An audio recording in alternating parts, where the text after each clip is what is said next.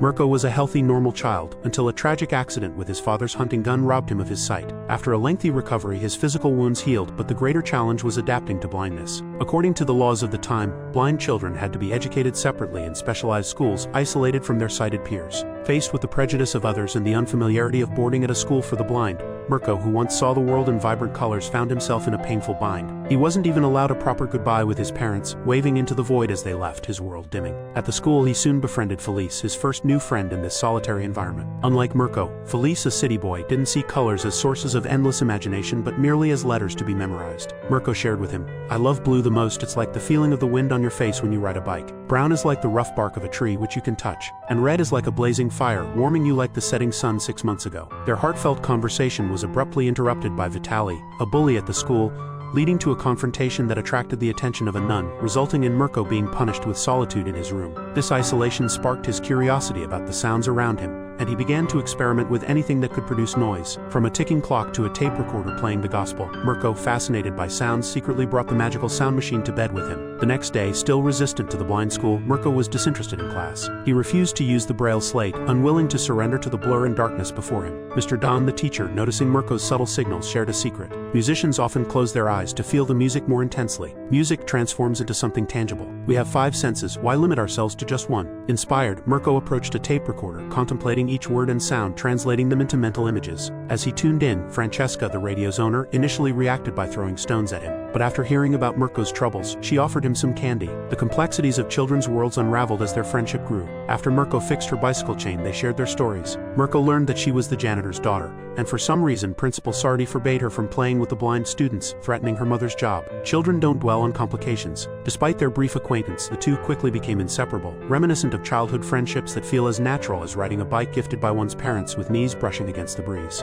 Despite occasional stumbles, they cared deeply for each other's feelings, enduring pains and continuing to play together, even in the face of new scrapes and bruises. One day, while on their way, they encountered a protest. Among the crowd, a concerned adult who was also blind took notice of the seemingly lost children. His name was Audrey. Francesca was puzzled to learn that Audrey worked in a steel mill, a place even sighted people found intimidating due to the dangerous molten metal, let alone someone who was blind. Audrey, however, had a sunny disposition. He explained that his inability to see allowed him to imagine his surroundings freely. The fearsome steel mill others described he envisioned as a colorful bakery, bustling with the creation of cookies. This perspective brought a smile to Mirko's face, offering a new way to resist the darkness within, to listen and feel the vibrant world around him. Bolstered by this new confidence, Mirko remembered an assignment from Mr. Don to describe the seasons. With his spirits lifted, he decided to complete it in a unique way, enlisting Felice's help to borrow some tapes from school and start recording sounds that epitomized the seasons. The sound of water from a showerhead became the refreshing rain of spring, and tapping wet palms mimicked the gentle pat of raindrops on flowers. Yet something was missing for spring. So, Mirko found sounds to represent thunder and the whisper of a breeze, and even captured the buzz of bees through Felice's imitation. However, when they presented their project, the school's headmaster, blind to the children's creativity, dismissed their imaginative work. That night, Mirko, who could still perceive some light, faced total darkness for the first time. Despite repeatedly switching the lights on and off, his world remained unlit. Distraught, Mirko missed Mr. Don's class the next day. Sensing the boy's despair, the empathetic teacher discreetly returned the confiscated tape recorder to Mirko, reigniting his spirit.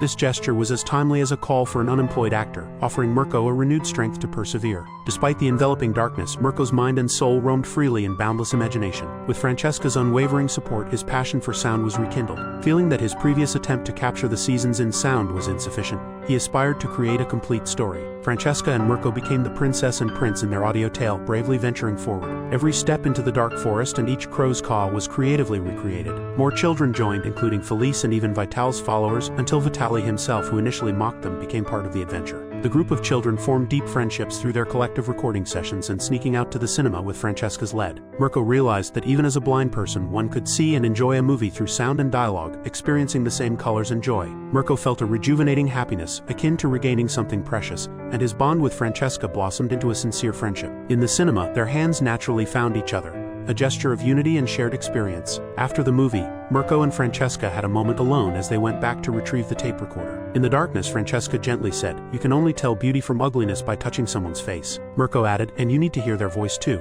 The children, still naive about love and affection, built their relationships on friendship. As they traced each other's features by touch, their simple bond brought light into each other's lives. However, an incident soon disrupted their harmony. The headmaster caught them using the tape recorder secretly, and Francesca was taken away by her mother. When the headmaster found out Mirko was the mastermind, he decided to expel him. Mr. Don tried to change the headmaster's mind by showing him Mirko's sound project, hoping to illustrate the children's free-spirited creativity. Unfortunately, the headmaster remained indifferent, angrily claiming that freedom was something blind people couldn't afford to desire. Mr. Don realized that the headmaster, who was born blind, carried a resentment towards his condition, imposing his belief that blindness equated to uselessness onto everyone else. Despite Mr. Don's efforts, his position as a mere teacher couldn't reverse Mirko's expulsion. Just as Mirko's expulsion seemed inevitable, Francesca, who had been taken away by her mother, brought Audrey, the adult they met before. After learning about Mirko's situation, Audrey rallied his colleagues from the steel mill for a massive protest demanding Mirko's reinstatement and the headmaster's resignation. This movement finally freed Mr. Don from the headmaster's control, allowing him to support the children's unfinished endeavors without restraint. Mr. Don immediately organized a special school celebration to unleash the children's imagination. The performance featured all the sounds Mirko had captured. On the day of the event, every child's parent attended, each holding a blindfold to wear during the performance. With blindfolds on and the lights out, the audience, engulfed in darkness, saw a vibrant scene unfold through the sounds and music. They envisioned a brave prince and a beautiful princess traversing a forest filled with eerie noises, outwitting villains and overcoming obstacles. At that moment, the children soared beyond mountains and suns, lifting the audience's spirits to divine heights. As everyone removed their blindfolds, they reflected on how the ordinary sounds created by the children became extraordinary through attentive listening. Remarkably, it was a group of blind children who taught them to perceive the world with their hearts. Although the children knew this wouldn't restore their sight, in those moments they transcended their blindness. In 1975, after years of advocacy, the Italian government abolished specialized schools for the blind, allowing blind students to attend regular schools. Over the following decades, Mirko overcame numerous challenges to become a renowned sound editor in the Italian film industry, opening up the world through his unique auditory sensitivity. The film, titled Red Like the Sky, is based on the life of Mirko Mencacci, a famous Italian sound editor who worked on over 400 films. Today, Mencacci is celebrated as a national treasure in Italy for his contributions to film sound. Thanks for watching. Make sure you subscribe and turn on notifications so you can watch more videos like this.